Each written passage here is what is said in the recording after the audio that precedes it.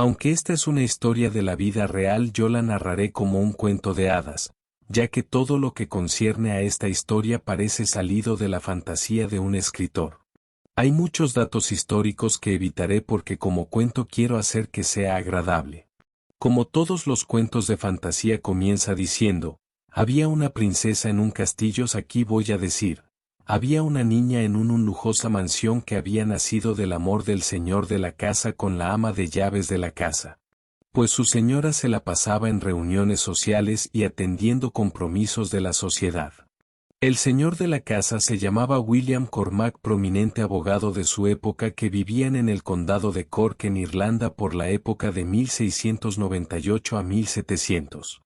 La ama de llaves de ese pequeño castillo se llamaba Mary Brenda y era la que atendía a don William Cormac, no solo haciéndole compañía, pues el señor se la pasaba solo en su biblioteca estudiando y leyendo todo lo concerniente a sus juicios en la corte. Mary Brenda era una mujer joven muy linda y como todas las irlandesas era mona pecosa y ojos claros.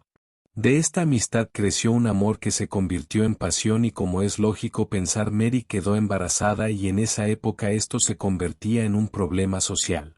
De este embarazo nació una hija de notable belleza que con el crecer del tiempo se destacaba por su llamativa melena rojiza y por su personalidad rebelde. Mary Brenda no solo ocultó su embarazo sino que cuando nació la niña la vestía de niño y así era más fácil ocultar. No tardaron en hacer un gran escándalo en la sociedad irlandesa y el abogado William Cormac, aburrido del matrimonio que llevaba y queriendo vivir junto a su amante y a su hija, se trasladó a las colonias de la corona en América del Norte. La niña de notable belleza se fue destacando por su temperamento, rebeldía y su inteligencia. Su madre murió cuando ella tenía 13 años y estando muy joven todavía el papá quiso casarla con un prominente hombre pero mucho mayor que ella. En su rebeldía ella resolvió casarse con un marinero que se llamaba James Bonnier en 1718. En vista de esto el papá resolvió retirarle todos sus afectos y la echó de la casa. Annie y su esposo James Bonnier resolvieron viajar a las islas de Nueva Providencia en Bahamas y que por esa época se conocía como la República Pirata. Allí Annie Bonnier se encontró con un ambiente bohemio de tabernas y prostitutas en que vivían y se escondían los piratas que por esa época eran el terror no solo de la Marina española sino de la Marina inglesa. Pues ellos habían pertenecido y eran descendientes de los ingleses y se habían convertido en marineros y en piratas como corsarios a la orden de su majestad el rey de Inglaterra. Pero Inglaterra los había olvidado y ellos para sobrevivir siguieron haciendo lo que sabían hacer y convirtieron en piratas independientes, inicialmente atacando los galeones españoles que llegaban del puerto en México y Colombia cargados de oro y plata, sino también atacando los barcos ingleses. Mary Bonnier se involucró en este ambiente el cual encontró no solo atractivo sino que la personalidad de estos temibles hombres sin Dios ni ley la atrajo mucho. Annie Bonnier se enamoró de Jack Rackham, conocido como Calico Jack. Este también se enamoró de ella y fue así como en ese medio ella fue respetada pues era una mujer deseada por todos y todos le temían a Jack. El pirata Jack quiso comprar su libertad pero el esposo no aceptó. De todas maneras ella empezó a convivir con él.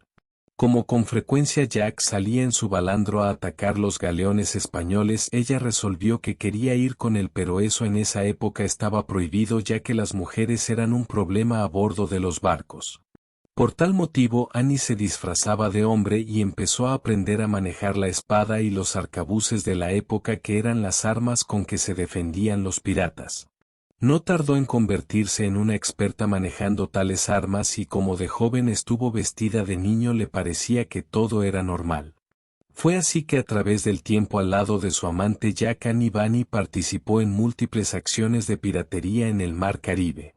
La corona inglesa, viendo que los piratas de Nassau no solo le estaban robando las riquezas que extraía de las colonias sino que atacaban los barcos ingleses que llevaban esclavos a las colonias y los dejaban en libertad. Entonces resolvieron crear una flota completa para declararle la guerra a los piratas de la República Pirata. Un día llegó la escuadra inglesa y apresaron a Annie Bonnier y a una pirata que se había convertido también en amiga muy íntima de Annie, Las dos mujeres fueron juzgadas en Jamaica y fueron condenadas a muerte, pero Annie estaba embarazada y le dieron la libertad. Pasó el tiempo y el papá de Annie murió y le dejó una pequeña fortuna en tierras que cultivaba. Para terminar el cuento de hadas de Annie Bunny, ella regresó a la colonia de Carolina y empezó a vivir como una dama de sociedad. Se volvió a casar, tuvo varios hijos y murió en 1782.